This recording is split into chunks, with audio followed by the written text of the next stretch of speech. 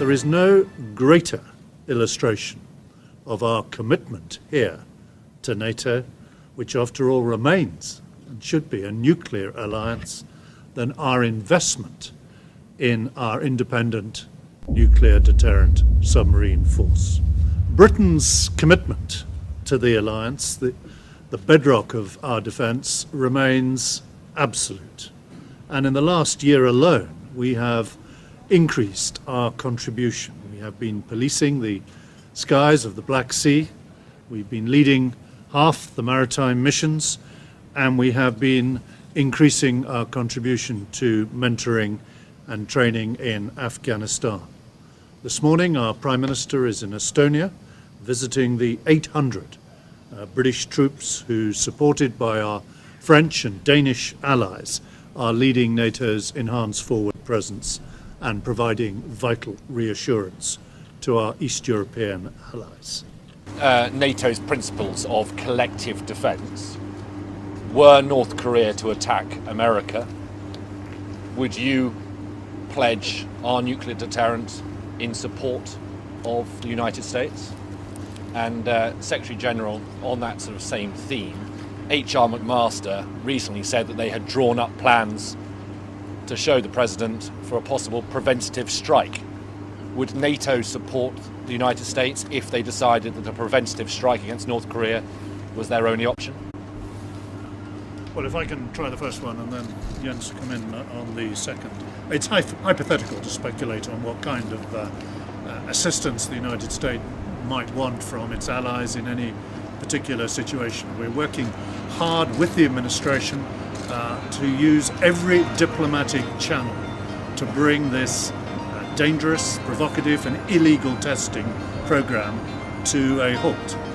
We work with the United States in tightening enforcement of existing resolutions to ensure that the new resolution is properly implemented, and we are working too with our European partners to see what further sanctions can be applied within the European Union and to bring further pressure on China to deal with its neighbour. We continue to work for a peaceful, political, negotiated solution to the crisis in Korea, and we continue to strongly condemn the testing, the development of missiles and nuclear weapons. At the same time, every nation has the right to defend itself, and of course also the United States has the right to defend itself against attacks. And NATO is there to defend all allies, and that's part of self-defense, which is in part of also the UN Charter.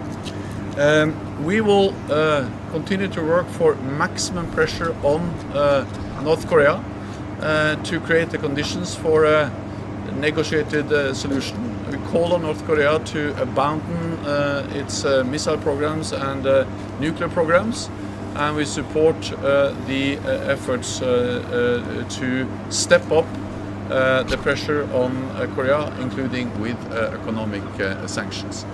Today we mark a particular milestone of the 350th patrol.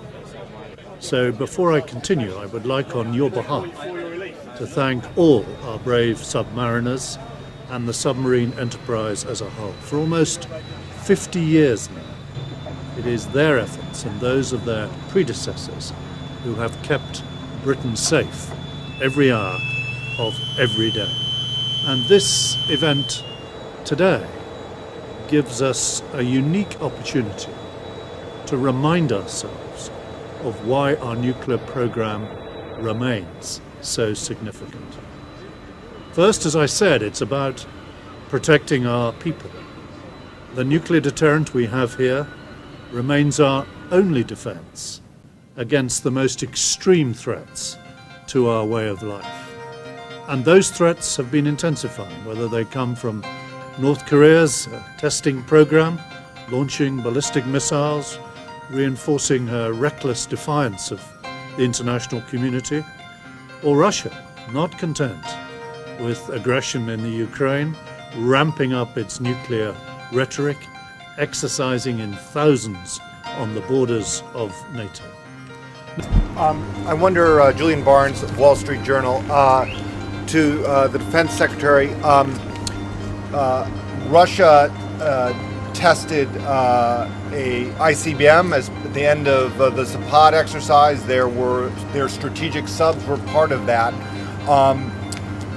Is it time for NATO to integrate nuclear aspects into its conventional exercise? And to the Secretary General,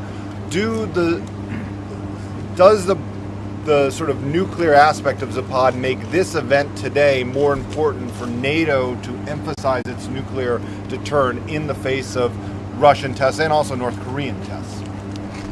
We have always been very clear that we distinguish between our nuclear capabilities and our conventional capabilities. At the same time, we are exercising both, of course, our conventional weapons and systems and capabilities and our nuclear capabilities.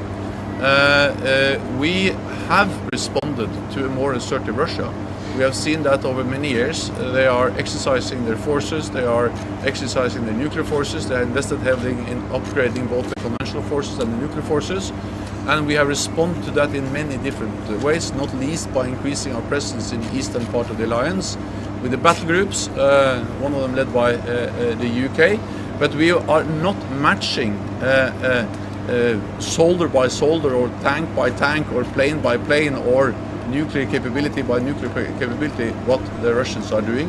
We are responding in our way, and we make sure that we continue to have strong and reliable defense and deterrence. I have not much more to add to that. I mean, we're part of NATO's conventional deterrence. Those are the troops that the Prime Minister is inspecting this morning. But we're also part of strategic deterrence as well, and the best answer of all to Russia is that we are renewing our deterrent. We have set aside a very large program to renew the 4 Trident boats by the dreadnoughts that we're constructing now. Larissa, Daily Mail. Thank you. Secretary of State, are UK defence planners currently preparing militarily for a war with North Korea? And if the US did attack North Korea, would the UK be ready to stand in and help? And Secretary General, would NATO invoke Article 5 if North Korea struck the island of Guam with missiles? Well, on the first, of course, we're working very closely with the United States on all the diplomatic pressure that is needed now to bring this illegal testing program to a halt. I've described the various channels that we're exercising at the moment with the United Nations, with our partners and inside the European Union.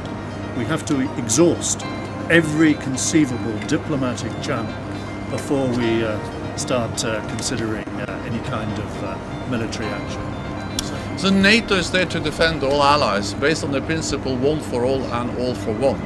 And we have to remember that the only time NATO has invoked our Article 5 was after an attack on the United States, 9/11/2001.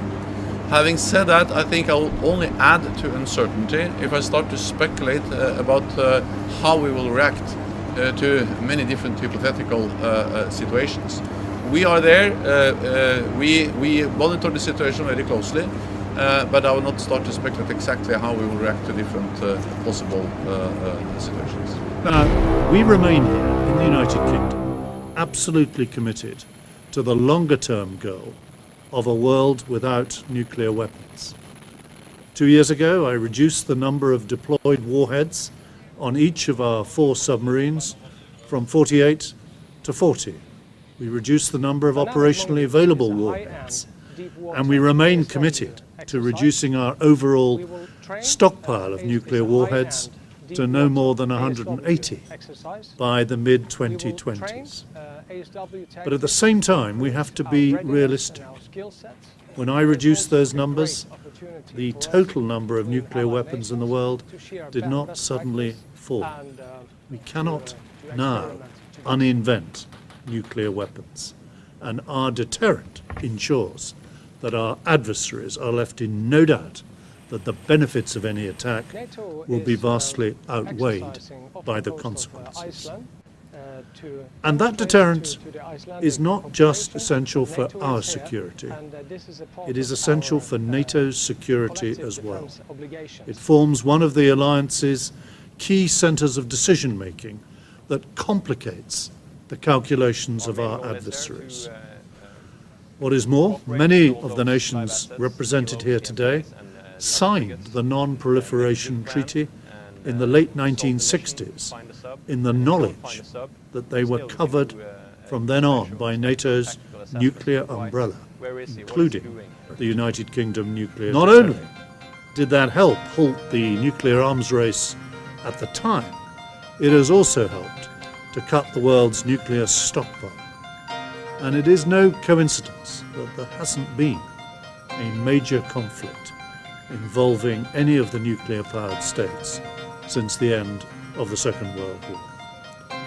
Finally, our independent deterrent is a promise to our future. We can't know what threats lie around the corner. Yet by giving the next generation every means necessary, from the conventional through to the nuclear, to deal with whatever comes round the corner, we are strengthening their hand. We are ensuring that they will have the means to deter potential threats into the 2040s, the 2050s, the 2060s, and beyond. And that is why we are building now 4 Dreadnought-class submarines to enter service in the early 2030s. And that is why we are spending 1.3 billion sterling over the next 10 years here at this base at Faslane. And it is why, too, Faslane will become a Royal Navy submarine centre of specialisation for all the United Kingdom's submarine, employing already some 7,000, rising to 8,200 in the future. So I hope that all of you find this visit today instructive and informative. I hope you will leave here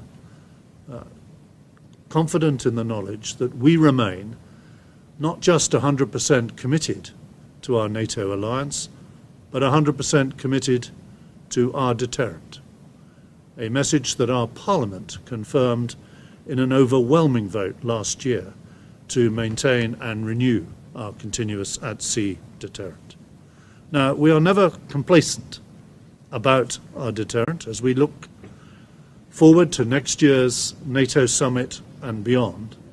We have to ensure that the alliance's political and military leaders continue to recognise the importance of nuclear capabilities as NATO adapts and modernises, and continues to make the case for the importance of nuclear weapons to a whole new generation.